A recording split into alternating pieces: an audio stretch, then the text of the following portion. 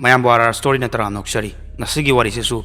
yamna hangoi ningai ba yamna tukatchaga adum na ba khoi gi mi hatpagi wari mo ga doine sumna wari se ai sa suyamna nungai haijab tare libida khoi gi knowledge suyamna phangi ando tamina si mayam su kamane doge habdo wari se mayam puna khamina se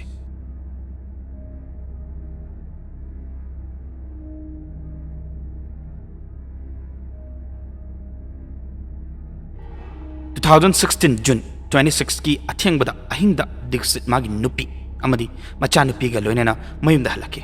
थेंगना हलकप मतमदा वाबना मखोय तुमनबसु same सारमके अदबु तुमथागे हेक तोबगा दीक्षितना माकी पार्किंगदा मई मुथलमद्रे हायबा निंगसिंगलकी अदुना मईदु मुथत पथोलकीबनी महाक तो हायबतार अदबु मदुगी डिसिजनदु मागी पुंसिगी ख्वाइदगी तमथीबा मा ओइगदौरिबनी महाकना चटकिबा ngahak leibaga manakta leiba police station amada call laki aduga disitu siramle habagi pauk taraki tabadadi siramle haba khaktani adubu sum changjanduna koigi thigalubadadi mahakpu haliba makhoigi tonganba maram amasu leiramki mahaki kesina karamba case no habado pun khangminasi chahi kulhumdoi shuraba diksit jariwala gi gujarat ki surat kauba afhauba textile milgi mapuni masi mahak surat ki post area da yum ama lauduna leibani magi kaka hoisu yum duda leibani adubu changpham manadi disit hoiga magi kaka ga banglo amada leimina ragasu changpham di tongali mahak sa emungi yamna khanjaba misak amasu oi thabak inkhang phajana pukning changna tawje adubu thabak loinena magi imungsu phajana yengsin bi habatare adubu mapung phaba misak ama oira aba matamdadi magi mama mapana mahakbu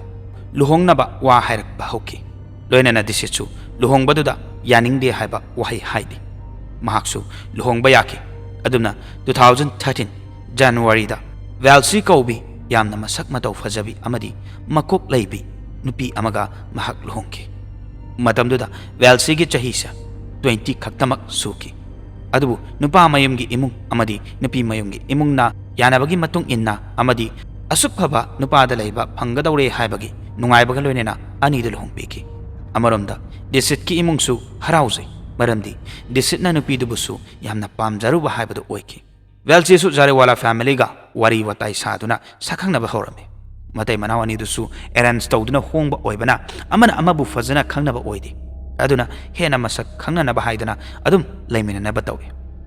ayama matamda tongan ba restaurant da chaba thakba chatle makhoi anidi quality time thamba su pami adumna amana amabu sakhangna na ba honarakpa matam kharanigi matungda sakhangna re haiba matamda makhoi anina mayamda nungaiba paw masu peki jelsi mironki 2024 da machani pi masu phangjaki mamingna Fiona kawi disit ki imung manung ama leijarakpa ubada mama mapadi yamna haraujaki Fiona su chakhale mahakna mapung mari pharakpa deidi Jariwala family shu magi thabakta onsinna ba hokre Wesley amadi manembo angang adu senabana thabak habadu oijare aduga disit ka mapagana makhoi gi business ta mai onsinari adubu makhoi sing harauna leimina haibitare 26 June 2016 dani disit ki mamaga mapaga vacation oina atop lamda chathoki Wesley shu nemituda masu free oibanina mapanda chatluge mama mapaga unaruge khalami aduna ayuk pung mapan taba aduda Fiona puduna mapanda laki disitna office ta thabak chatki adu mapanda leiraba mathamda Velsna magi mayumda housemate lakani haiba ningsang laktuna amuk mayumda halaki angang thamnaga aduga kona amuk mapamda laki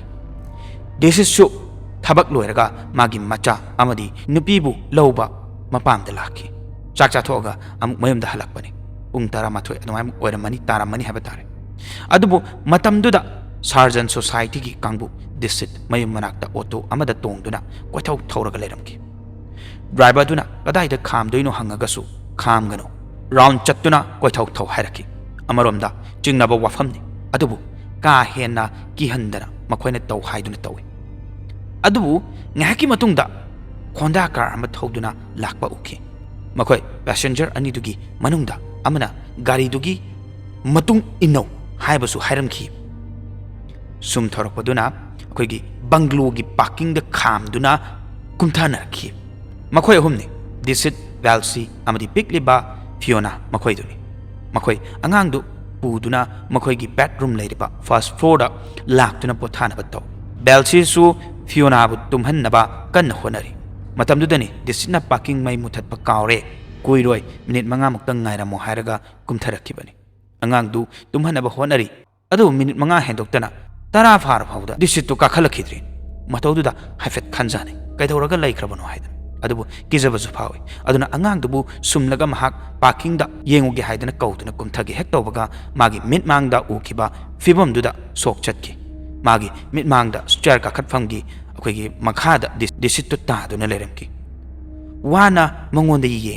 ꯌꯦꯡꯁꯜꯂꯨꯕꯗ ꯗꯤꯁꯤꯠꯀꯤ ꯉꯛꯁꯝꯗ ꯊꯥꯡꯅ ꯌꯥꯟꯕ ꯎꯏ ꯂꯣꯏꯅꯅ ꯃꯉꯣꯟꯗꯒꯤ ꯈꯔ ꯍꯦꯟꯗꯣꯛꯂꯒ ꯃꯤꯁꯛ ꯑꯅꯤꯁꯨ ꯂꯦꯞꯄ ꯎꯏ ꯐꯖꯅ ꯎꯕ ꯅꯠꯇꯦ ꯃꯩ ꯃꯨꯠꯄ ꯃꯔꯝꯅ ꯑꯗꯨꯕꯨ ꯃꯈꯣꯏꯅ ꯂꯥꯛꯂꯤꯕꯗꯣ ꯍꯨꯔꯥꯟꯕ ꯂꯥꯛꯄꯅꯤ ꯍꯥꯏꯕꯗꯤ ꯕꯦꯜꯁꯤꯅ ꯈꯪꯕ ꯉꯝꯈꯤꯗꯦ ꯍꯨꯔꯥꯟꯕ ꯑꯅꯤꯗꯨꯅ ꯗꯤꯁꯤꯠ ꯄꯥꯏꯗꯨꯅ ꯃꯊꯛꯇ ꯄꯨꯈꯠꯇꯨꯅ ꯂꯩꯔꯝꯕ ꯕꯦꯜꯁꯤꯁꯨ ꯋꯥꯈꯜꯗ ꯍꯟꯖꯤꯟ ꯍꯟꯖꯤꯟꯅ ꯈꯟꯈꯤꯕꯅꯤ ꯑꯣꯏꯅꯤꯡꯕ ꯑꯣꯏꯁꯅꯨ ꯃꯈꯣꯏꯅ ꯍꯥꯏꯕ ꯌꯥꯒꯗꯕꯅꯤ ꯍꯥꯏꯗꯅ ꯈꯟꯖꯩ ꯃꯔꯝꯗꯤ ꯃꯈꯣꯏꯅ ꯍꯥꯏꯕ ꯌꯥꯗ꯭ꯔꯒꯗꯤ ꯃꯥꯒꯤ ꯐꯦꯃꯤꯂꯤꯁꯨ ꯀꯟꯕ ꯉꯝꯃꯣꯏꯗꯣꯏꯅꯤ ꯗꯤꯁꯤꯠꯅ ꯄꯥꯈꯠꯄ ꯁꯛꯐꯝ ꯎꯔꯒ ꯃꯍꯥꯛ ꯑꯃꯨꯛꯀ ꯍꯦꯟꯅ ꯀꯤꯖꯕ ꯄꯣꯛꯈ꯭ꯔꯦ ꯑꯗꯨꯅ ꯃꯥꯒꯤ ꯁꯅꯥ ꯂꯨꯄꯥ ꯂꯩꯔꯝꯕ ꯄꯩꯁꯥꯁꯤꯡꯒꯤ ꯃꯈꯣꯏꯒꯤ ꯃꯈꯨꯠꯇ ꯂꯣꯏꯅ ꯁꯤꯟꯅꯈꯤ ꯃꯍꯥꯛꯅ ꯈꯟꯈꯤꯕ ꯍꯨꯔꯥꯟꯕꯁꯤꯡꯅ ꯃꯈꯣꯏꯒꯤ ꯑꯄꯥꯝꯕꯗꯨ ꯄꯤꯈ꯭ꯔꯕ ꯃꯇꯨꯡꯗ ꯃꯈꯣꯏꯕꯨ ꯊꯥꯗꯣꯛꯂꯝꯒꯅꯤ ꯈꯜꯂꯨꯕꯗ ꯑꯗꯨꯕꯨ ꯇꯥꯌꯣꯟꯅꯒꯗꯧꯔꯕꯅꯤ ꯑꯣꯏꯔꯛꯀꯗꯧꯔꯤꯕꯁꯦ ꯆꯠꯈꯤꯕꯒꯤ ꯃꯍꯨꯠꯇ ꯕꯦꯜꯁꯤ ꯑꯃꯗꯤ ꯐꯤꯌꯣꯅꯥꯕꯨ ꯕꯥꯠꯔꯨꯝꯗ ꯂꯣꯛ ꯇꯧꯔꯒ ꯊꯝꯂꯝꯈꯤ ꯑꯗꯨꯕꯨ ꯗꯤꯁꯤꯠꯇꯤ ꯃꯈꯣꯏꯒꯤ ꯃꯈꯥꯗ ꯂꯩꯍꯧꯔꯤ ꯃꯄꯥꯟꯗ ꯂꯩꯍꯧꯈꯤ ꯕꯦꯜꯁꯤ ꯀꯟꯅ ꯂꯥꯎꯖꯩ ꯊꯣꯡ ꯍꯥꯡꯉꯨ ꯍꯥꯏꯗꯅ ꯑꯗꯨꯕꯨ ꯍꯪꯉꯛꯇꯦ ꯃꯄꯥꯟꯗꯒꯤ ꯗꯤꯁꯤꯠꯅ ꯊꯥꯗꯣꯛꯑꯣ ꯅꯣꯏꯅ ꯑꯄꯥꯝꯕ ꯄꯤꯒꯦ ꯍꯥꯏꯗꯅ ꯀꯟꯅ ꯂꯥꯎꯗꯨꯅ ꯂꯩꯕꯗꯨꯁꯨ ꯇꯥꯔꯤ ꯅꯨꯡꯉꯥꯏꯇꯕ ꯄꯥꯈꯠꯄꯅꯁꯨ ꯂꯣꯏꯈꯤ ꯑꯉꯥꯡ ꯃꯆꯥ ꯑꯄꯤꯛꯄꯗꯨꯒ ꯀꯩꯗꯧꯒꯅꯤ ꯈꯪꯈꯤꯗꯦ ꯑꯗꯨꯕꯨ ꯗꯤꯁꯤꯠꯀꯤ ꯃꯈꯣꯟ ꯂꯥꯎꯕꯒꯤ ꯋꯥ ꯉꯥꯡꯕꯒꯤ ꯇꯥꯔꯝꯕꯗꯨꯁꯨ ꯇꯥꯈꯤꯗ꯭ꯔꯦ ꯇꯨꯃꯤꯟꯅ ꯂꯩꯈ꯭ꯔꯦ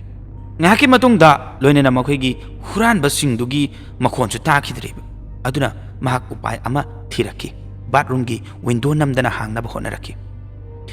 ꯊꯨꯒꯥꯏꯗꯨꯅ ꯀꯟꯅꯁꯨ ꯂꯥꯎꯔꯝꯈꯤ ꯊꯪꯅꯕ ꯇꯥꯔꯒ ꯃꯇꯦꯡ ꯄꯥꯡꯕꯤꯔꯛꯀꯗ꯭ꯔꯥ ꯍꯥꯏꯗꯅ ꯑꯗꯨꯃꯛ ꯊꯣꯛꯈꯤ ꯄꯨꯡ 11:45 ꯃꯨꯛ ꯆꯠꯄ ꯃꯇꯝ ꯑꯗꯨꯗ ꯌꯨꯝꯊꯪꯅꯕꯒꯤꯁꯤꯡꯅ ꯃꯥꯒꯤ ꯃꯈꯣꯜꯗꯨ ꯇꯥꯔ ꯃꯥꯜꯂꯦ ꯆꯪꯅꯔꯛꯈꯤ ꯃꯈꯣꯏꯅ ꯕꯦꯜꯁꯤꯒꯤ ꯔꯨꯝꯗ ꯆꯪꯂꯛꯇꯨꯅ ꯌꯦꯡꯕꯗꯗꯤ ꯄꯨꯡꯂꯣꯏ ꯂꯣꯏꯔꯝꯂꯦ ꯐꯕꯨꯡꯗ ꯏꯅ ꯀꯣꯏꯇꯩ ꯇꯩꯔꯒ ꯗꯤꯁꯤꯠꯅ ꯐꯕꯨꯡ ꯃꯌꯥꯏꯗ ꯁꯤꯗꯨꯅ ꯇꯥꯔꯒ ꯂꯩꯔꯝꯕ ꯎꯈꯤ ꯌꯦꯡꯕꯗ ꯊꯥꯖꯕ ꯉꯝꯂꯝꯗ꯭ꯔꯦ ꯃꯤꯠꯃꯥꯡꯗ ꯑꯁꯤꯕ ꯑꯃ ꯑꯗꯨꯝꯅ ꯎꯒꯅꯤ ꯍꯥꯏꯕ ꯀꯅꯥ ꯑꯃꯠꯇꯅꯁꯨ ꯈꯜꯂꯝꯂꯣꯏ ꯃꯈꯣꯏꯅ ꯕꯥꯠꯔꯨꯝꯗꯒꯤ ꯕꯦꯜꯁꯤꯕꯨꯁꯨ ꯂꯧꯊꯣꯛꯈꯤ ꯃꯍꯥꯛꯇꯤ ꯑꯣꯏꯔꯝꯂꯤꯕ ꯐꯤꯕꯝꯗꯨꯗ ꯃꯪꯒ ꯆꯞ ꯃꯥꯟꯅꯈꯤ ꯁꯤꯗꯨꯅ ꯇꯥꯔꯤꯕ ꯃꯤꯁꯛꯇꯨ ꯃꯥꯒꯤ ꯃꯄꯨꯔꯣꯏꯕꯅꯤ ꯈꯜꯂꯨꯕꯗ ꯊꯃꯣꯏ ꯀꯥꯏꯔꯦ ꯕꯦꯜꯁꯤ ꯉꯥꯏꯍꯥꯛꯀꯤ ꯃꯃꯥꯡꯗꯅꯤ ꯃꯈꯣꯏ ꯑꯅꯤ ꯆꯥꯛ ꯆꯥꯃꯤꯟꯅꯈꯤꯕ ꯒꯥꯔꯤ ꯃꯅꯨꯡꯗ ꯂꯣꯏꯅꯥꯏꯗ꯭ꯔꯕ ꯋꯥꯔꯤ ꯀꯌꯥ ꯑꯃ ꯁꯥꯔꯒ ꯂꯥꯛꯈꯤꯕꯅꯤ ꯑꯃꯗꯤ ꯌꯨꯝ ꯌꯧꯔꯒ ꯍꯔꯥꯎ ꯅꯨꯡꯁꯤꯕ ꯃꯈꯣꯏꯒꯤ ꯑꯣꯏꯕ ꯋꯥꯔꯤ ꯁꯥꯟꯅꯃꯤꯟꯅꯗꯨꯅ ꯈꯨꯗꯛꯇꯨꯗ ꯈꯪꯍꯧꯗꯨꯅ ꯅꯨꯡꯁꯤꯠ ꯑꯃꯅ ꯍꯨꯝꯂꯛꯄꯒꯨꯝ ꯀꯔꯣꯝꯗꯒꯤꯅꯣ ꯈꯪꯗꯅ ꯇꯧꯔꯝꯂꯤꯕꯗꯨꯗ ꯃꯍꯥꯛꯇꯤ ꯀꯔꯤ ꯍꯥꯏꯒꯗꯕꯅꯣ ꯈꯪꯗ꯭ꯔꯤ ꯃꯪꯒ ꯆꯞ ꯃꯥꯟꯅꯈ꯭ꯔꯦ पाखत्पा थुकत्पा थाजदब मयामदुना महक हंजन हंजन ज्ञान सु मांगे ngaklibadi makoi huranba ani tuni makoi du kana oigadoino kari maramgi adumna tawram libano aduga disitpu kari maramgi halam libano haibu hangsini hangingnise police kokre investigation gi damakta makoi yumduda changlaki cctv footage yengbada su ure no pani makoi du huranba lakibani haibasu ubada khanki adubu ngakliba amana police na yumduda khongdarakpa matamda yumdugi chakhumda morok angangba kauta ta dona leraba uki aduga tariba morok machu dumaksu district gi bedroom ka da phangki bani adubu madugadi mari lenaramoi haidana khandoki morok to district gi masada machet ama phawda pakti aduna ot taba wafumsi tongana thamasi masi kangnati tonganba mawongda ubu phanglisa police na case gi matang de hena kupna nainaruba matamda adum angakpa thawong mari leinadaba thawong adum thengnaki samna harabada huranba aniduna numituda yumduda kanamta leiraroi khandana changlakibani adudi makoigi huranmam thokpa thong thongnaw thugairaba oiba taragasu makoina apamba poto lawraga chatkibi yaidana ado makoido velsi amdi disit lakpa ngaiduna leiri do karigino sanalupa hurangi haragasu atopa mamal yamba posak yumduda leiye adunatana makoina velsi gi mashada siba sanak khudingmaktu nirakhiba makoina huralaba matungda matai manaw anibu chapmanana halamdeba nupa du khakta hatkhiba hatrabasu bathroom da animakto thamnamnaga हुरानबना पुबा याबा पुरा चटखिबि यायब अदुबु तौरमदे दिसित खक्तमक हालमखि Wellesley मचेत अमा फाउदा सोक्ते लोइनना हुरानबा चंगि हारिबा युमदुसु यामना मसा नालेब हुरानदुना थमलंबा yum मानदेब हाइदि केमता चाइदबिदा लेरमबदो येंबदा ममांगदगी अखोइगी सिनारगा लाआबा थौंगसु मालेब लोइनना अतोपा अमना दिसितना parking light मुथलमद्रे हाइदना हाइरमबदुसु तसेंगना ground की light of on तौबा याबा switch अमसु Wellesley होइगी कादुदा लेब अदुगा करिगी दिसितना तोंगानबा effort थददुना मखादा कुमुगी हाइरिबनो मसिदा police सिंगनासु चिंगनाबा suspect अमा लेरि मदुदी कना ओरमदौ मालेमे Wellesley मार्क्सु अखोइगी थौंगसिदा यावरबरा हाइबसिने अदुबु अमुकसु मानते वेल्सीनदी मागी मपुरोइबदु यामना नुंसीजबनी अदुबु अखोइना मेता उरिबा नाकोंगदा तारिबा पुमनमक्सा चुमगनी हाइबा लेतेबा वेल्सीदा चिंगनै पुलिसना अदुबु चिंगनै हाइबा मपुंग फाबा एविडेंस अमता लेरमदे मधुबुनी थीरिसिसु सीसीटीवी फुटेज नहानगी ऑटोदु उबा फंगोय दिसित की मयुम मनाक्ता कोइथौ थौबदुदा उबा फंग अदुगा दिसित की गाड़ी लाकपगा इनखिबसु उरी ड्राइवर अदुबु थीदुनसु हंगी मदुदा नमिदुगी ऑटो ड्राइवर सु वारी पुंबा निंगसिंगलम मियोइदुगी सकफमसु निंगसिंगलम मरमदी महाकना ऑटो थौबसा पैसेंजरना कदाइदा खामदुइनो खंगदे हाइदना हाइरकपा पाकना थोक्ते अदुना निंगसिंखिबनी महाकना मियोइ अनिगी मिंग हाइरके अमना सुकेतो कौई अदुगा अमना धीरेंद्र चौहान कौई सुकेतोगी ड्राइवर नि धीरेंद्र दु हुरानबदु मखोइदुनी हाइबा खंगले अदुगा मरु ओइना सुकेतोसी कनानो महाक वेल्सीगी मैटरनल अंकल की मचानपानी मचिना ताकपदी मखोइ अनि मचिन मनाउनी हाइबनी चाही अममुक ममांगदा मखोइ अनि नुंसिनरमके मरम अमदगी लुहोंगदुना लेमिनबदी फंखिदे मखोइ अनिगी वारी इमुंगना खंगबदगी वेल्सीबु लुहोंगनबा सिनकी मदमदुदा दिसिकी इमुंगसी फंखिबनी अदुमना नुपीसिदी लुहोंगले कुइहौदे नुपादुसु लुहोंकी अनिम वारिसु सानखिद्रे डिस्टेंस मेंटेन तौरगा मखोइगी अनौबा लुहोंबगी लंबीदुदा खोंग थांजिनरमी अदुबु नोंगमा सोशल मीडियादा थेंगनरकी ngahak pau phauna badagi pung kaya की wari saba asum na horakibani adumna makhoi haujiksu amana amabu ngawba ngamnadre thungna duna laiminagadabani haibagi wakhalon poknaki adubu mado disitna hingli makhaidi oiraroidabani haina amadudi nupani samasna kaisu hairoi nupini lolasu luandragasu aduduna makhoi yamna tamthiba wakhalon khalamki disit pu Halsi हाइदना खनरम की divorce तौरगसु याबा पोतु दाय बतारे मचिन थीनी हाबगी दमक्ता अदुमनबा plan सिनकी मखोगी plan की मतुंग इन Wellesley होइबु हलक पंगाई की लाकपगा धीरेंद्रना attack तौरसी हाइदना खनकी अदुगा हाटपदु मैखनबा हुरानबा मानबा हाइदना फजना सिनकी अदुबु अतोप्पा वफम अमना पुलिसना दिसित की कारसु मागी युमदुदगी 1 kilometre लापना फंखी गाड़ीदुदा मोरक powder ममांगदा वेल्सीगी चाखुम अमदी bedroom दा फंखिबा अदु कारदुसु फंखिब हुरानबा अनिदुदा दिसित की मपु मचै फोन न चिंगबसु फंखि लास्ट मकोय मरा लेबा अनिदु जेल दा दंदी फंगनी हाबगी पुलिसना सु खनकी अदुबु ngaklibadi मखोयना हुरान किबा वेल्सीगी लिक सना वेल्सीना मागिनी हाबा सुंगाय हाइखिदि अदुना मखोयबु अहेनबा दंदी ओइबसु यारमदि मरमसिना मरा लेबा मखोयदु चाइहुमदा जेलदा लेरमलगा मखा ताबदी बेलदा मखोयगी अपाम्बा लंबीदा चत्तुना ले मसिनी ngasiगी wari haba taragadi ang pa wari ni da tawri mems aduna sigumba wari sisu laitaba natte adu phadi phajadre wari si adi yengoba tawri wari se adum hande lirakpa meyam sida ko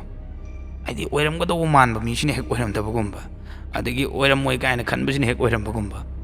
adumaina sigumba wari se adum kai tare yamna tukachaniga wari amani haba tare macha masu leidana adagi yum pandana nungaine nusi sanana lerebado mukamu kawba ngamdaba haibdunida adubu hawkibdi hawkibudo mu hanjalu habdi yaro hanjana bahona ba haibse oiroidabni adu uhengi haitaragadi